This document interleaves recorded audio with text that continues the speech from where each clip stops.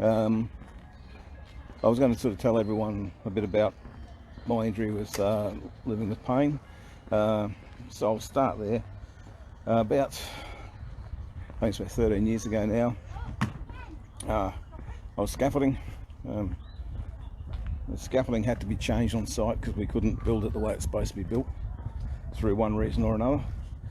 So we had to design it a little bit different than what we normally would do. Basically we had to build it wrong. So instead of having a 500mm step throughs between platforms, we had to have one that was a metre step through. And I was running along the scaffold, not running, but sort of cruising along the scaffold. Had three what we call 1200 transoms under my arm, and they're the basically the platforms that hold the two styles. So when you see the 4 bits of scaffold, they're the ones that go across where the boards sit on, supports the scaffold. Anyway, that's a basic rundown of what they are. We I've had 3 of those under my arm, and I've stepped up on the platform with 1 foot and threw myself up, as you do, to get through, but I haven't quite had my head ducked low enough. And so at that time I've cracked my head on the transom, and it's actually basically ripped my scalp almost off my head. I would put a picture up, but I know Facebook wouldn't allow it. It'd get banned or something like that, because it's pretty gruesome. Pretty awesome actually, but it's gruesome. And anyway, in the case of that, it snapped my neck backwards, so I had my full force going through. At the time I was very, very fit, and quite strong. So yeah, with that snapping my neck backwards, that sort of damaged, I think it was 6 and 7, C6 and 7. The force of it, when my head got snapped backwards, pushed 6 and 7, ruptured the discs and pushed them into my spinal cord. So that kind of hurt. Actually, it hurt a lot, but we sort of won't go too much into that part of it. Anyway, basically, it was big dog crap there. Basically, it was an injury that put me out of work for 4 years. It's a bit hard to sort of describe what the pain is. It's basically having a constant cramp. When you sort of get to that point where you're just about to cramp up, and you feel your muscle just sort of starting to get that tight bloody feeling, and then when you just know it's going to happen. It's like that 24/7. So anyway, it took me 4 years to kind of get over that and to get back to work. Now, at that stage I was sort of hoping to open up my personal training studio, but I needed a fair bit of money for it. That's why I went back to scaffolding, because there was a couple of big jobs coming up that were going to promise some really, really good money. So anyway, obviously that didn't eventuate. Took me 4 years to get back to work. God, I'm having a shocker holding this camera still today. That's bloody awful, eh? Let's see if I can make it a little bit more stable. That might be a little more stable. I'll slow down. So in the course of it, a friend of mine, after about 4 years, said he needed someone just if I could just drive my little ute around and take some cabinet making supplies around for him. I said, yeah, sure, no problems. Anyway, long story about that. I ended up becoming a cabinet maker. I got qualified at TAFE and that sort of thing, and was happily doing my time. But then lo and behold, one day I'm heading back to work, and I borrowed my son's Mazda Estina at the time because my bigness and patrol was in the workshop. And I was driving on Brisbane Road, looked in the rear vision mirror and thought, crap, this is going to hurt, and someone ploughed into the back of me. So I'd been working as a cabinet maker for just on 5 years, I think it was. And when I came to, a lot more damage had been caused to my back. So I'd basically added another broken disc in my neck. So that was 5, 6 and 7 that joined the party. L4 and 5 in the lower back. Thought, geez, we're not letting the neck get away with this, we're going to jump in as well. So now I've got L4 and 5 that are ruptured and into the spinal cord. as well. So stuff in the neck's playing on the spinal cord, stuff in the lower back's playing on the spinal cord. After 2 years of physio, they also found a disc in my middle back that is twisted and locked. This I think what she said it was. So, you know, it's all there. So I now 24/7 have permanent pain. Some days it's really good, some days you sort of don't hardly notice it, but other days you do. And this is what happened, I think it was about 2 weeks ago. I put my video up. I was going to put another one up straight away, within a week. And anyway, the following week I woke up on the Sunday and I couldn't move. Hadn't done anything crazy, hadn't done anything at all really, just couldn't move. Right? And during the course of that week, which was not Sunday yesterday, Sunday before, but during that week I actually felt pain to the point where I was physically ill. I felt like throwing up, and that happens sometimes. And these are just some of the things that you kind of have to work your way around and sort of go from there. And this is a part about sort of living with pain that I want to try and get across to people. There's days when you won't feel it, and there's days when you will feel it. And so, anyhow, that's how I end up with my injuries. And as I say, my pain is like a permanent cramp. But some days you just feel like you're going to throw up, and other days you just feel like you need some Panadol. And that's so. Anyway, for that week, I was back on the meds. My video is about trying to not live on the meds. So it just lets you know that there is times you will be able to not be on them, and there's times you're just going to need to take them. So on those times when you need to take them, just take them. I'm just going to swap hands, guys. The sun's over that side now. Yeah, so don't be disparaged when it's a day that you do need to pump yourself full of drugs to get through the day, because unfortunately with these sort of things it happens. You can't beat yourself up about it. You've just got to go, oh, all right, yeah, I just need to take them for a week or two, but try not to take them all the time. And I know sometimes that's easier said than done. I've been pretty good at also pretty high tolerance to pain. Although maybe some of my schoolmates when I was a young kid might say, no, geez, he used to run home crying because mum was a nurse, so he always used to get a lolly and stuff like that when he felt a bit sore. So yeah, as you get along, you sort of, you just learn to put up with stuff a bit more. But this sort of pain can be absolutely mind-altering. It can really, when you're living with it 24/7. And this is what we have to remember too, that some people don't have these problems. Some people don't have to live with pain.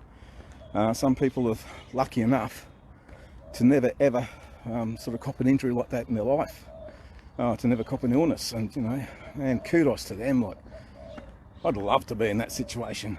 I'd love to be able to take back 13 years and avoid that first situation, take back 5 years and avoid that car accident. But because it's happened, the way to move forward with it is to accept that it's happened, but it's to get off that merry-go-round of wake up in the morning, take your drugs, go to bed at night time, take your drugs, wake up in the morning, take your drugs, go to bed, take your drugs. That merry-go-round is what you can't live on. And I think most doctors try and tell you the same thing. If you cannot live on them, then don't. Or if you can limit your intake, then do that. Because it's, as I said in my last video, this sort of medications, the sort of medications that you get put on, and I won't name any name brands, just so that there is a lot of different ones out there. I'm just turning this around again because I'm walking back into the sun. There's a lot of different ones out there, all do the same thing, but they all mess with your head. So if you can limit that intake of them, that's even better for you. Now, as I say, so basically in the last 13 years, so since 2007, the medications I've been on are really strong opiate-based medications, and I've been on them for around about 11 years. But over the course of 9 years, it took me about 9 years to really sort out what was happening to me, work out what was making me feel bad some days, what wasn't. And during that course of time, I'm able to basically eliminate having to take them, because I just think a little bit differently. You know, your mind is one of the biggest things that distributes pain. Your mind makes you feel how you are. And again, I'm not an expert, so I don't know any big names, big words for things. I'm just telling you what I feel and what I did personally that actually makes me feel better. Now, I'm very lucky that I've got a very supporting family. My wife and my kids were great. You know, when it happened and I couldn't work and that sort of thing, and I've been out of work now for 5 years, just a bit over, and yeah, been told the doctors it's just going to gradually get worse. It will, you know, it's just going to gradually get worse. You know, when you're an old fart and these injuries, you get them, your body doesn't recover as well. So you know, so my kids jumped on board. They helped throw in some extra money for board and that sort of thing. They helped mow the lawns and just all the things that you can't do until you work things out. Now, thankfully, I went and bought those little electric mowers, because it's much lighter than my big petrol mower. Morning. And that's a lot lighter to push around the yard. So there's a hint for you, you know, like if you're you do like to mow your lawn, but you find with your pain you can't, try buying one of these electric mowers. You know, you can get them from a little reasonable price. The little one I bought was a little green one, starts with an R, and you know, it does a good enough job for the amount of grass and that I've got. But there is some other bigger names ones now that are coming out that I think like 36 and 48 volt ones, and they do a really good job. So give it a try. It's nice and light, easy to push. You know, so it really helps.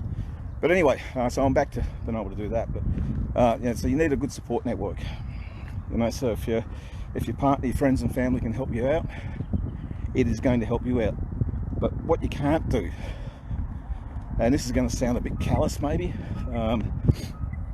not callous, but you can't wallow in your own self-pity.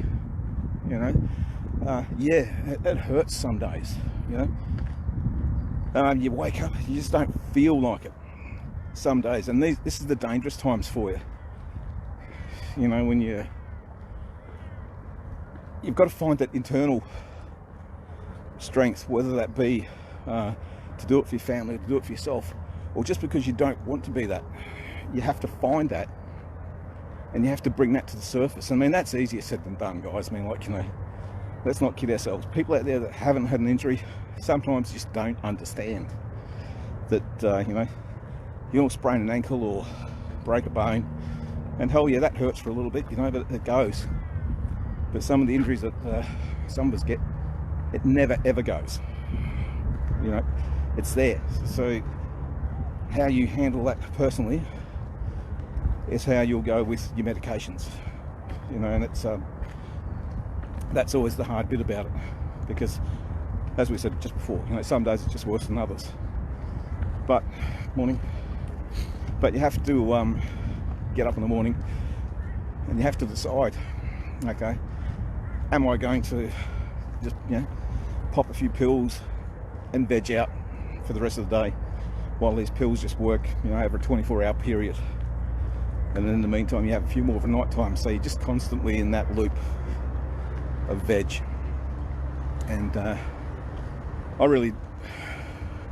understand some people have to, some people just have to do it. I mean, that's, you know, again, there's relative pain, and there's things that probably hurt a whole shitload more than what hurts with me.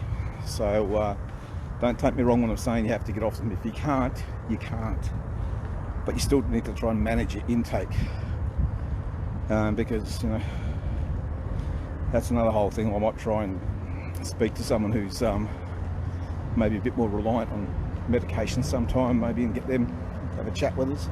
But that'll happen when we go to YouTube, but not on this platform today. Yeah, so anyway, as I say, you get in the morning, you have to try and decide, okay, what gets me out of bed? What is going to make me sort of get cracking in the morning? Good morning. What can I do today that will sort of make me jump out of bed and just get on with it? Well, not a lot can. You know, unless someone's holding maybe a big multi-million-dollar check across the bottom of your bed for you, so if you get up, I'll give you this. Thanks, mate. Book class, you know, how cool is that? Anyway, so what I do is what I started doing originally was I just would wake up and you know, and as I said before, you can't stretch. Some people can, but you can't stretch. You know, missing that morning stretch, man, that's one of the best things when you can't do it. If you do that every day, you just think, oh yeah, a bit of a stretch. You take it for granted. When you can't do it, it's something you really miss. So I know I can't, but I just say, right, let's just get up and let's just slowly move around. And this is alluding to what I try to. I practice in little increments of things, and a lot of people have known me over the last 5 years with a group of people I'm involved with. They've started to see now actually how much better I'm doing, and you know, if you comment on, geez, like you're walking really well now, you know, you're standing a lot straighter than what you used to.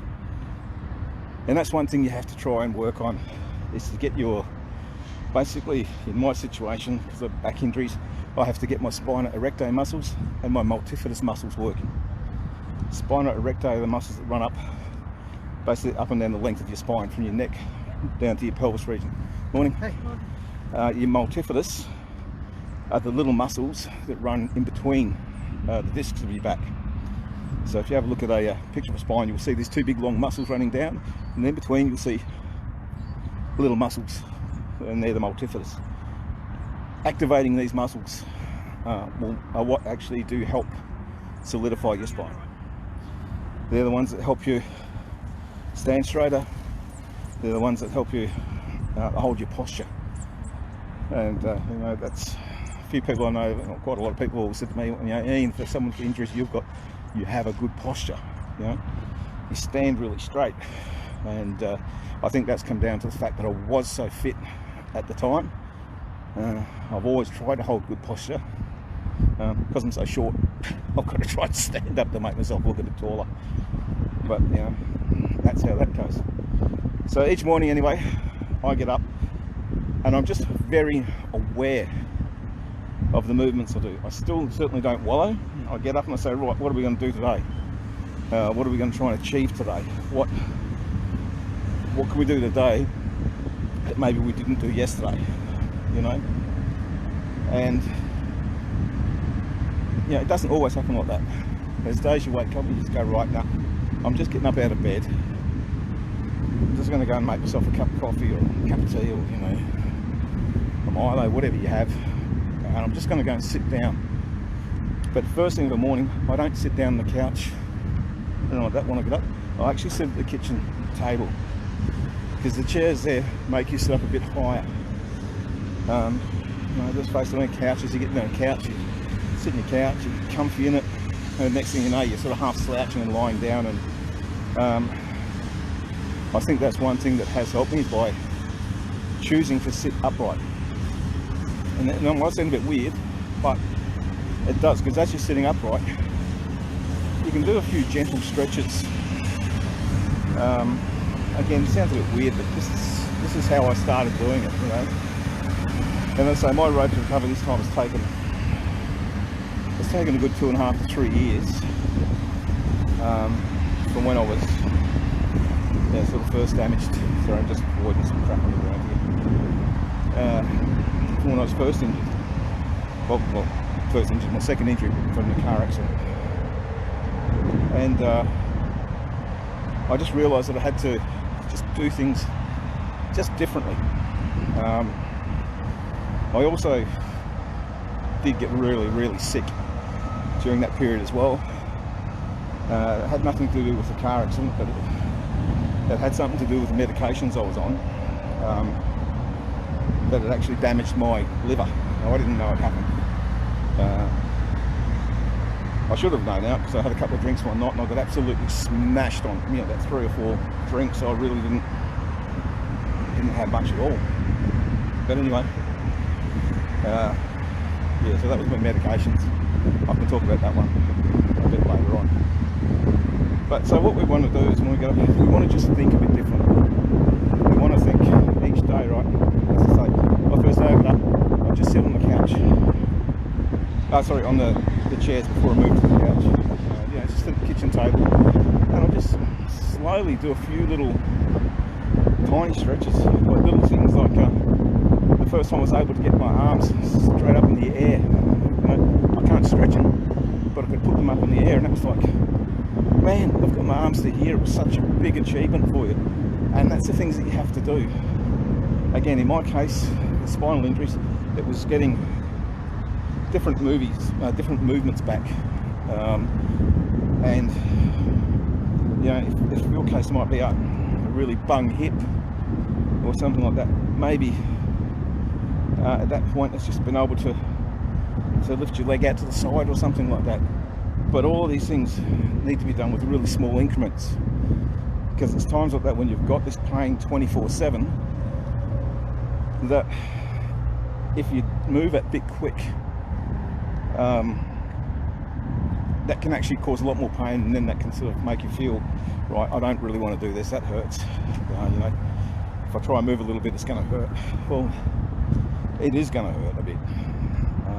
Of course it is. There's bound to, you know, that's the nature of the beast. You know, but one of my old fitness instructors once said to me, you know, no pain, no gain, no rest, no rust. Well, that's true, but you don't want that pain to hinder your gain, and you don't want to rest, because you will rust, and that's part of it. So, you know, with these things, you need to sort of break your pain down, work out what's causing your pain that little bit more, what aggravates your pain is what I should say there, and what movements you can do that you know that you can make little small incremental gains. You know, don't expect that if you've you know, reefed your hip out, or a shoulder, or, you know, done a rotator cuff, or that you're going to be able to go back to the gym that next day. That won't happen.